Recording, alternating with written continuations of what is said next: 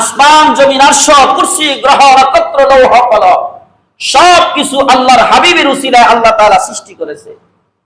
আল্লাহর হাবিবকে আল্লাহ সম্মানিত করেছে। সবকিছুর মালিককে, একটু জোরে বলেন, সবকিছুর মালিককে। আর আল্লাহ সম্মানিত করেছেন আপনার আমার প্রিয় নবী রাসূল আকরাম সাল্লাল্লাহু আলাইহি ওয়াসাল্লামকে। এই জন্য আমার নবীকে আমরা ভালোবাসি, আমরা মহব্বত করি। এখন কেমন ভালোবাসাবাসি?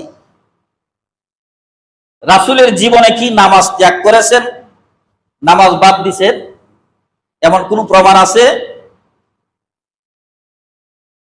রাসূল পাক সাল্লাল্লাহু আলাইহি ওয়াসাল্লাম কি কাউকে গালি দিয়েছেন, কাউকে হত্যা করেছেন, কারো বিরুদ্ধে সমালোচনা করেছেন? কিছুই করেন না।